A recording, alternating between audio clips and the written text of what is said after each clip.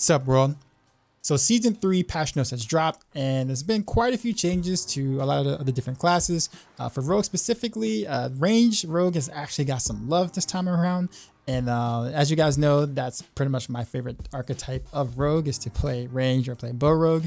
I'm going to respect your time and not go over things that don't really matter when it comes to this, but I am going to do a dive into the things that do matter for bow rogue, so therefore you can kind of make informed decisions on how you kind of want to put together your bow rogue going forward in season 3. So let's get started. So we start off with the brand new aspect, and this aspect is based around concealment.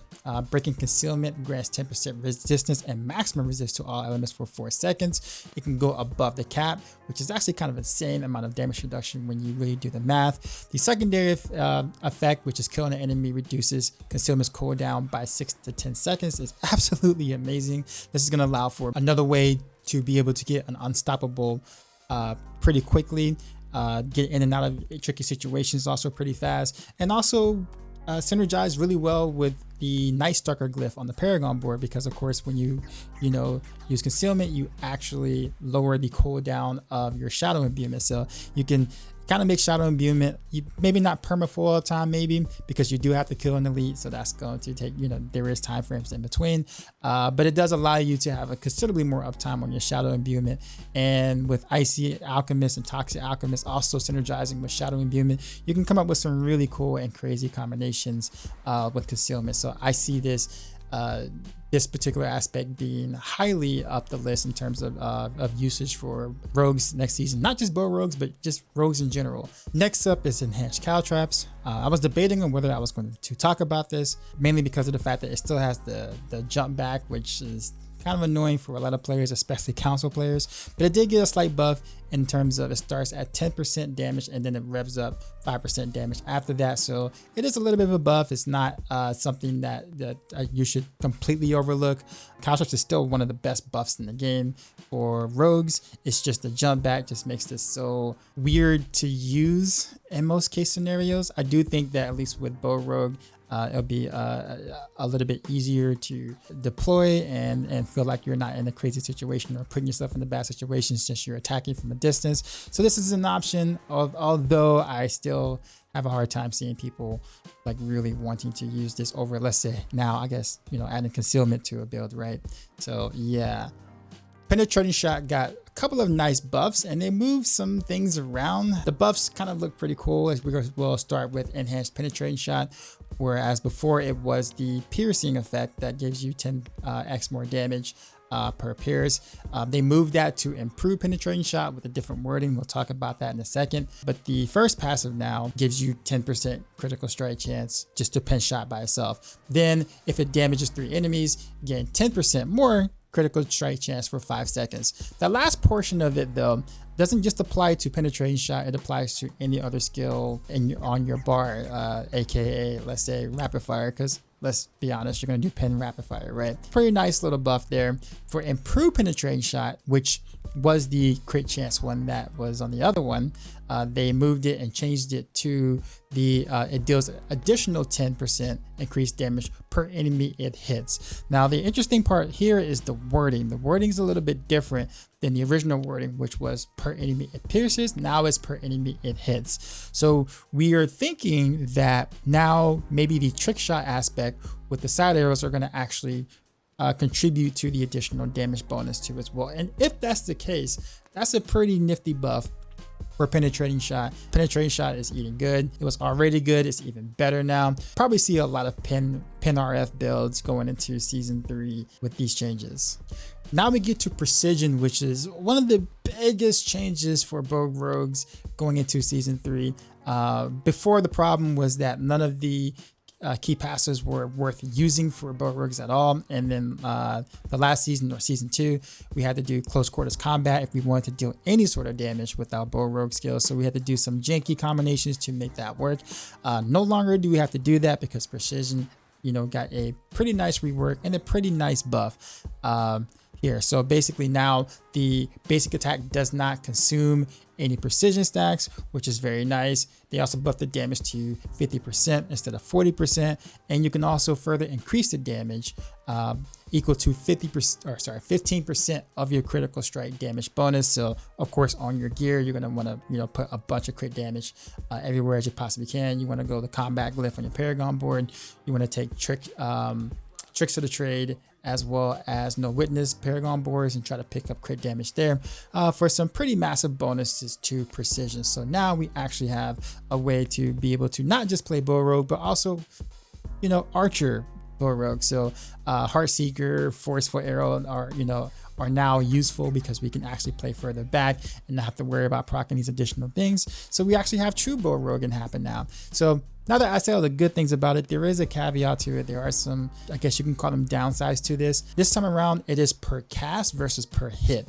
So that means every time you cast a skill, you gain a stack. And of course, if you crit, you gain 2 stacks. So it takes 6 stacks to be able to reach the maximum precision, but you don't get any value or get anything at all until you reach the max 6 stacks. Not only that, but it takes a little while to get the 6 stacks because we all know that the normal rotation is usually 3 basic attacks and a spender. Well, unless you have 100% crit chance, you're not going to be able to get 6 stacks off of just 3 basic attacks to consume precision. Is going to happen on the next rotation versus the first rotation, which basically means that if you do that, it means that you're going to only consume precision once every other rotation of your combo points, meaning that you're only getting half the value of this key passive if you play the way that we normally do.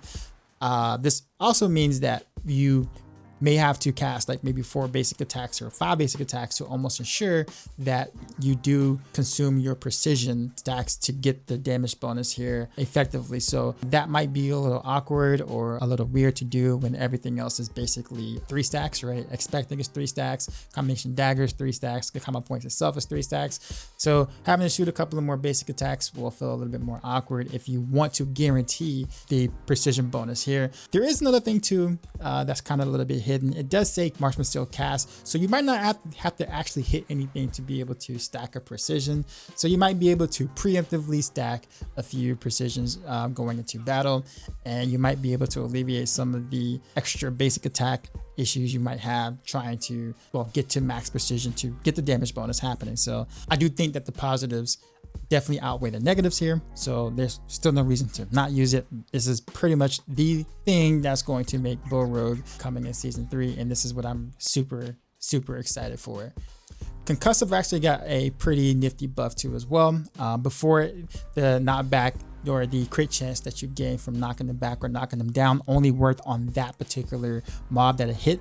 Now it just happens, it just applies to you, period. So if you knock something down, you just gain the crit chance, period, to all the mobs there. I think it's a really good change, really nice change. Good for forceful arrow especially. Also very good for manglers and trick attacks where you would knock things down when they were dazed. So definitely a pretty good quality of life buff that I definitely see being used next season as well. We have an update to one of our aspects, Icy Alchemist, which was actually okay before, but it was pretty difficult to make use of that. That and also Toxic Alchemist, but I don't think that one is really nearly as good. But Icy Alchemist is actually pretty freaking good, as we're able to get a chilled explosion for just using Shadow Imbuement. Before, they had to already be chilled or cold or like that to really get something to work. Now all you have to do is just pop Shadow Imbuement, and then you have a 75% lucky hit chance to get chilled or a cold explosion, making this much easier to use than before, and giving you a free chill, which is going to be able to proc Frigid Finesse and all these other things that comes along with that for crowd control. So this is one of those aspects I would not sleep on. I'm actually myself planning on using this particular aspect and most of the builds that I'm going to do personally. Really good change. And finally, we have the Skyhunter. It's been a meme along with the Wind Force and the Eagle Horn. Wind Force was good last season only because of the Tabos Will bug, but outside of that, it's trash. Still trash. Even when it got updated, it's trash. Eagle Horn, still trash. But Skyhunter here actually got a pretty nice rework. They changed the inherent fix from damage to distant enemies to critical strike damage, which is huge because critical strike damage is better than damage to distance anyways, as well as it synergizes with your precision passive. They buff the critical strike damage value that you get on the Skyhunter by 100%, which further synergizes with the precision passive there. So these two things by themselves actually really make Skyhunter quite good for any precision based rogue builds. They also took it a little step further by making the unique affix a little stronger.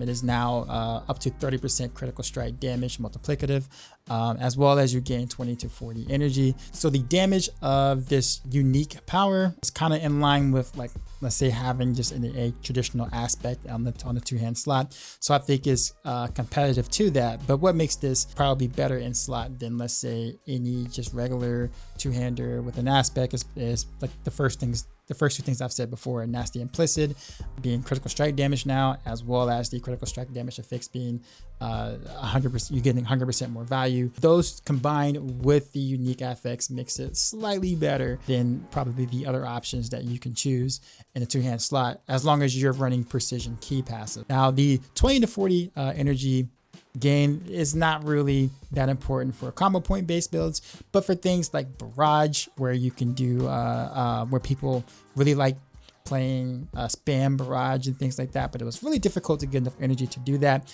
This is actually puts it in that realm to being just enough, along with the new Starless Skies change with the that particular unique, and Barrage will actually be pretty effective. So looking forward to making that particular variation too as well, actually along with the traditional one for Barrage, so look for that later. But I'm actually excited that we can actually do that too, because people have been asking for that for a long time, so I got you covered there. With all of that said, it doesn't really sound like a lot of changes that has happened towards rogues, or of course towards bow rogues or range rogues, but the couple of things that did really do impact the playstyle, the way that you go about building these bow rogue builds. And you can actually play a true archer now, something that you could not do in the past. And it doesn't matter which one you go with, whether you go at rapid fire, pen RF, or Barrage.